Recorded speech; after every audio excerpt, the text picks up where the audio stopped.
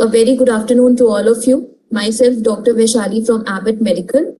I would like to extend a very warm welcome to all of you who have joined today, where we are going to discuss the topic gastrointestinal complications and anorectal condition in pregnancy. Next slide, please. Slide to I need hai? Yeah, ma'am. The slides are visible, ma'am. No, they are not visible to me. Visible, ma'am. They're visible. There might be an internet connectivity issue, ma'am. I'll welcome our moderator of today's meeting, Dr. Mala Shrivastva.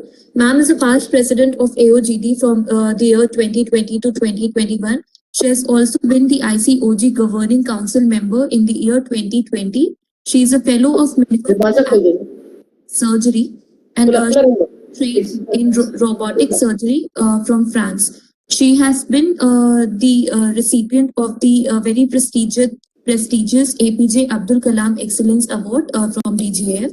So with this, I would like to welcome Dr. Mala Shrivastva to please take over now. Welcome, ma'am. Thanks, Dr. Vaishali. Good afternoon, everyone. It's my privilege and pleasure to introduce the star speaker of this afternoon. Dr. Sharda Jain is the star speaker of this afternoon. Madam has been the Director, Life Care Center and Life Care IVF. She has been faculty for 2 decades at Chandigarh PGI and Lady Hardinge Medical College. She's been the founder and Secretary General of Delhi Gynecological Forum, member and expert OB-GYN in Ethical Committee of MCI, and again in National Medical Council from 21 to 23, decorated by Lifetime Achievement Award and Living Legend Award by many prestigious bodies. She has a passion for teaching. She has been teacher of teachers. She has passion of safety of doctors, creating medical legal awareness. And we are waiting to hear from you, madam. Over to you, madam, for your scientific deliberation.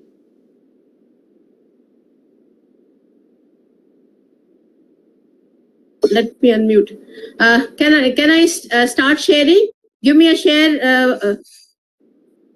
Hello. Yes. Can you see my presentation? Yes, ma'am. Perfectly. All right. I think, thank you very much for the kind words, Dr. Mala. Today, I'm going to speak on something very, very common topic. But the basic idea is, this we have learned it right in the 3rd year of the MBBS days. But today's presentation is in the interest of the healthy next generation. I think all of us remember thalidomide tragedy. In Germany in 1957, this salt came. Initially, it was for anxiety and to calm people down.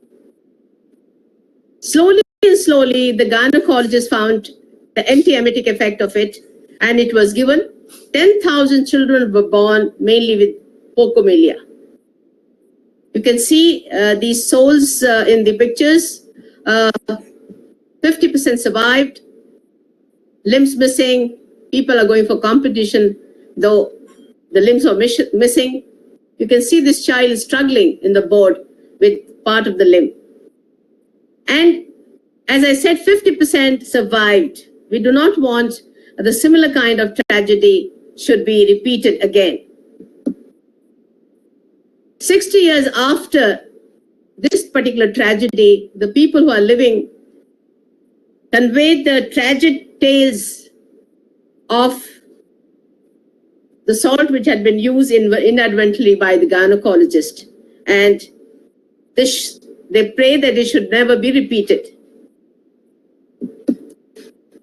Nausea and vomiting in pregnancy, as you all know, it affects approximately 85% of the pregnant woman. There's nothing new I'm going to add. The symptoms typically appear between 4 to 9 weeks of pregnancy and are usually more severe between 7 to 9 weeks of pregnancy. In the majority of the pregnant women, the symptoms subside between 12 to 16 weeks of pregnancy. And in about 15% of women, the symptoms continue up to 20 weeks of gestation. And in less than 10%, the woman suffers throughout her pregnancy. As for the risk factors are concerned. Majority of that time, it's a young female who does not want to have a pregnancy, and the pregnancy comes inadvertently, which they are primigravidas, extreme of weights, either they are too obese or too thin.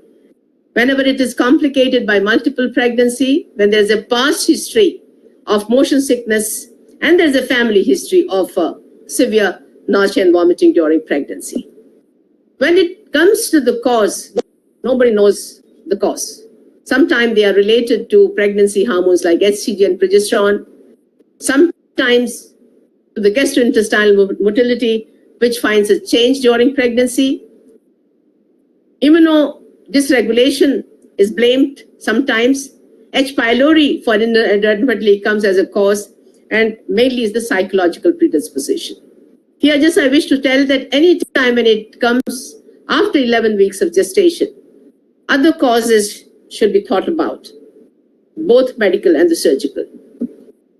Now here I wish to tell you about the Peter principle. I think all gynecologists and every doctor who is listening to me, the Peter principle is more than 100 years old.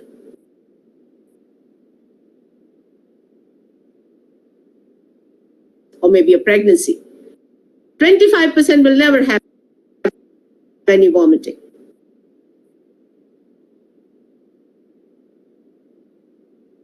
In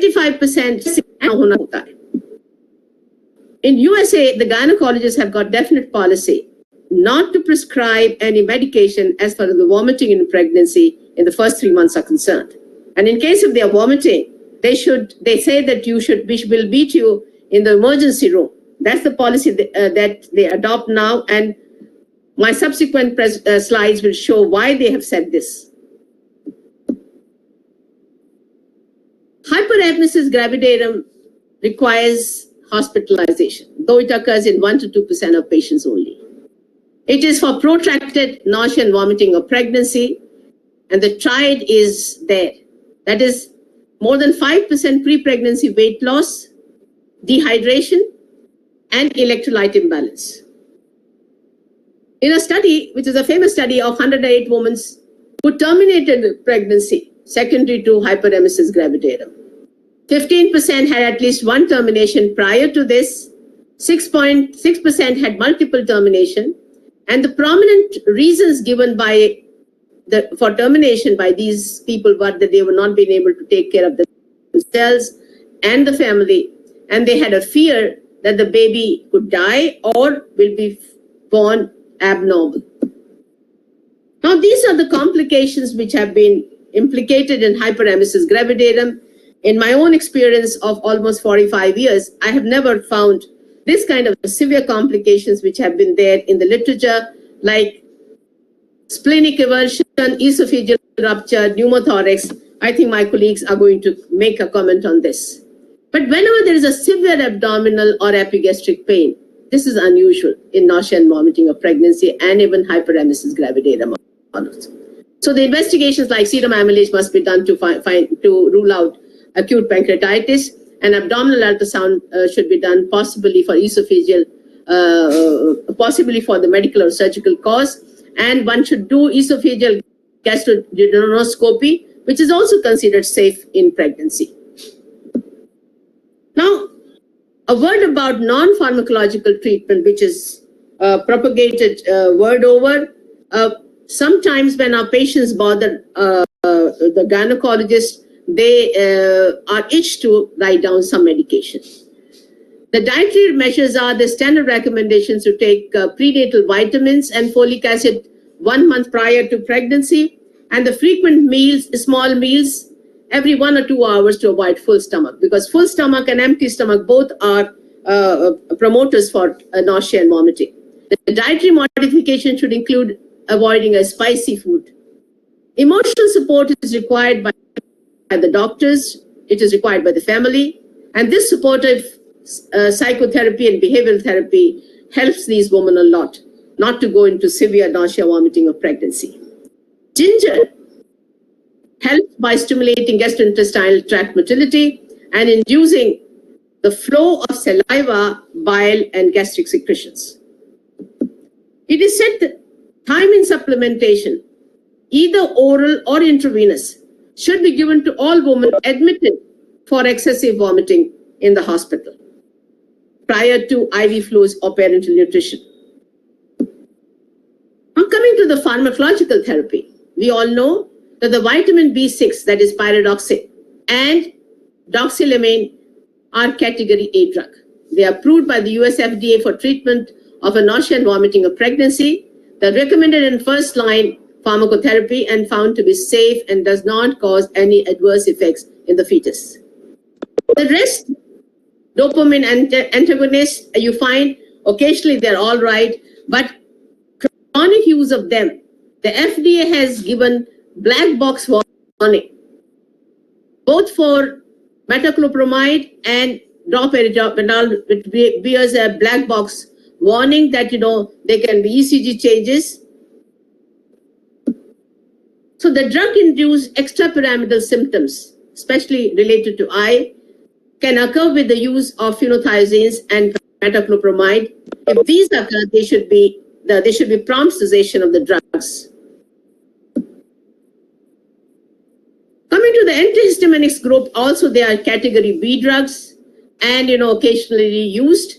But again, it has been said that they should be only very sparingly used whenever the patients get hospitalized and not as outdoor patients.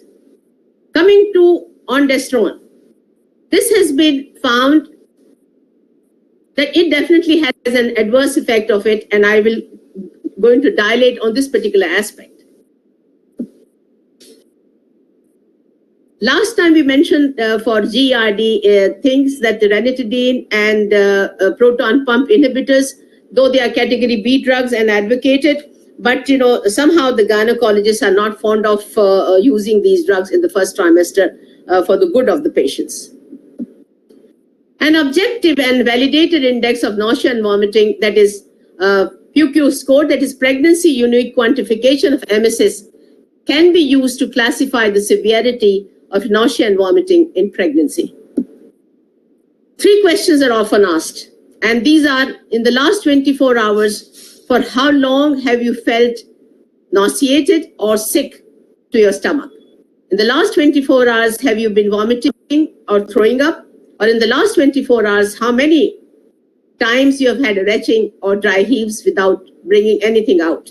And depending upon what is your response from not at all to the frequency, they are graded severe when the score is 13 to 15, the moderate score is 7 to 12, and a mild score is less than 6.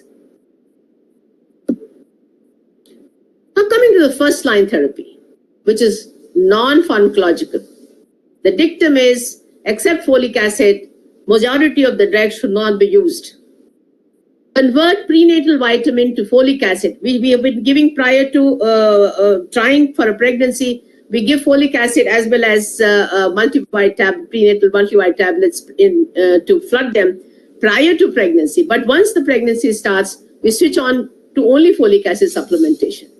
Ginger capsule, 250 milligram, 4 times daily is a good practice. Again, I'm telling you, this makes it only 1 gram. So not much is required for elevating these symptoms. And consider P6 acupressure with wristbands. Now this band, I got it from US again, and from the wrist crease, this is about 3 finger away. You can see here in the step 1, the pressure point P6 is located 3 fingers width from the wrist crease. And to find it, you should flatten your left hand, right hand, and with the left hand, you should try to put your finger below the wrist crease. And put your thumb below the index finger, that is below the 3rd finger from the wrist crease. And that is the point you press it for almost 3 minutes. You should press it gently, not to give rise to pain to her. And this is absolutely wonderful anti-emetic acupressure point. And this is available in Walmart, in every place in US, and each band costs about $10. Very effective. We used to give it from our clinic, And one gentleman used to provide this particular bands, and this gentleman has shifted to Canada since that particular time. I have also not bothered to get this, but this is a very effective pressure points, that is P6. This ginger tea and ginger ale in pregnancy can be used by the pregnant patients, and ginger should be liberally used in saline preparations. You can find YouTube is full of all this, how to make it. Now coming to the medical management, which can be given on outdoor patients. I repeat again, it is vitamin B6, pyridoxine, and doxylamine. 10 milligram of each is available in the form of tablets, and the gynecologists are in practice of giving 2 tablets at night, but they can be tailored depending upon at what time the vomitings are more. If they are more in the evening, they can take 2 tablets in the morning. If 2 tablets can be taken in the night, but 4 tablets can be taken very safely, 2 in the night, 1 in the morning, 1 in the afternoon. Now the double preparations are also available, where the pyridoxine is 20 milligram and doxylamine is 20 milligram again. And 1 tablet orally at bedtime is good enough, but one can use maximum 2 tablets in a day. As far as the other drugs are concerned, they are very sparingly used, whether they are antihistaminics, especially when their patients get hospitalized. You can give it orally, you can give rectally, and you can give even injectable preparations. Now, Hypermesis Gravidarum, I repeat again, in your practice, it is just 1 to 2%, which requires treatment only after hospitalization. We admit these patients, and the basic idea is they stop all oral intake of fluids. The condition is that uncontrolled vomitings, they are associated with dehydration, muscle wasting, electrolyte imbalance, ketonuria, and weight loss of more than 5% of the previous pre-pregnancy weight. And most of these patients have electrolyte imbalance of hyponatremia and hypokalemia. So inpatient management is considered for these patients where the vomiting is not stopping. We need to investigate these patients. Patients require monitoring of blood pressure, respiratory rate, temperature, and the investigations have to be done. CBC, LFT, TSH, and serum electrolytes. Emotional support is required by the doctor, by the family members, and fluids should be provided to replenish the lost intravascular volume. Rehydration along with replacement, and it is the normal saline and ringer lactate are the solution of choice. Potassium chloride is only added whenever you find there is a deficiency of the potassium. Replacing electrolytes sometimes can be, only the dextrose as a solution can be only used whenever you find there's a ketonuria. Then only we use 10%, 1 liter of fluid can be given in 3 to 4 hours. Otherwise, the drug, the fluids are saline and the ringer lactate.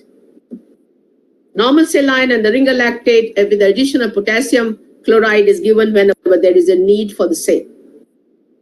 Dextrose infusions are not the drugs, not the infusion which is used unless there is a ketonuria. I repeat again.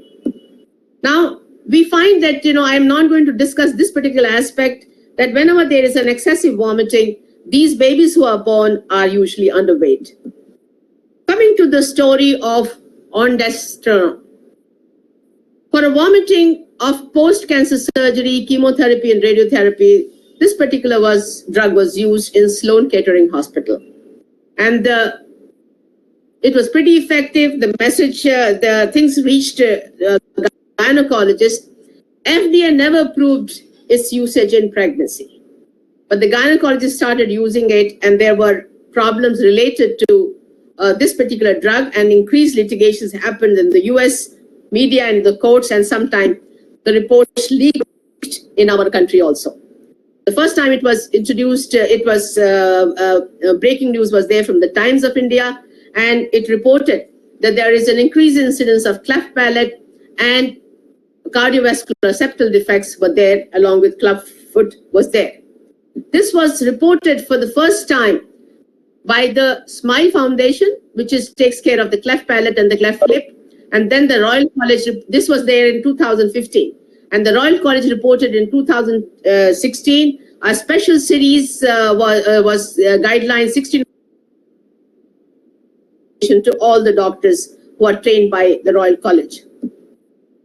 The first trimester exposure of ondansetron exposure increases the risk of cardiac birth defects, especially the septal defects. Last study had been done, which is a retrospective study of 8.6 lakhs mother and child combination, and each and every prescription was seen whether they had an exposure of this particular thing in the form of a tablet or an injection in the first trimester. It was found that the cardiac teratogenicity of ondansetron could be related to the drug potential to prolong the QT interval, thereby causing embryonic cardiac arrhythmia, resulting in reduced blood and the oxygen supply of the developing heart and subsequently causing reperfusion damage, including the septal defects. The practice pearls from this particular study was that the study provided evidence of teratogenicity with the first trimester use of ondansetron exposure. One of the drug you can remember is an MSET, which we use left and right. The study concluded that the woman exposed to this particular drug were 2 to 3 times or more likely to give birth to children with atrial septal defect and atrioventricular septal defect and atrial septal defect, respectively.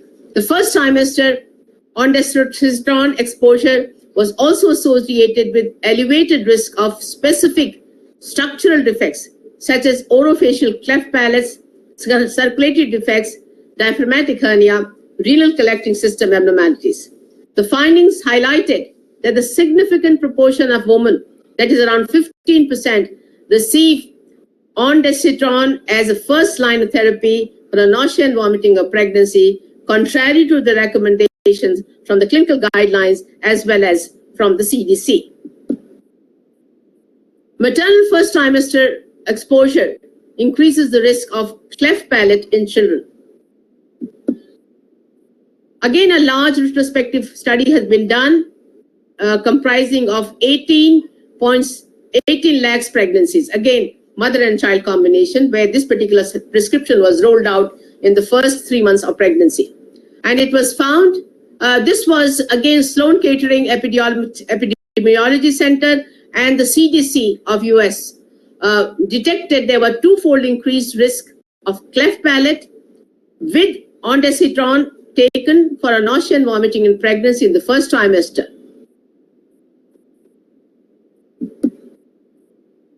Practice pearls are that the maternal use of ondansetron for nausea, vomiting in pregnancy in the first trimester is associated with increased risk of oral cleft, especially cleft palate in the offspring. From a pragmatic standpoint, ondansetron should not be used in the first trimester for nausea and vomiting in pregnancy at any stage of pregnancy. It is important that doctors have obligations and a medical duty not to prescribe any medication which increases infants' birth defects. Stop using ondansetron in pregnancy. And as far as the guidelines are there, for a drug to be given safely in pregnancy is the last. You find majority of the drugs write down very categorically that is safety in pregnancy is not known, so it should not be used. So this is what my request is. The only idea of this particular presentation was that everybody who's listening me, who has been using till yesterday or week before or 15 days before this particular drug, should not be using it altogether in pregnancy, whatever the vomiting is, because only 1 or 2% or 3% are hospitalized and very few require termination of pregnancy. If the things are bad and if it starts affecting your health, one should take a decision of termination and not stop using this particular drug if at all you have been using. Thank you very much. Thanks, madam. That was very, very exhaustive and informative scientific deliberation from your side.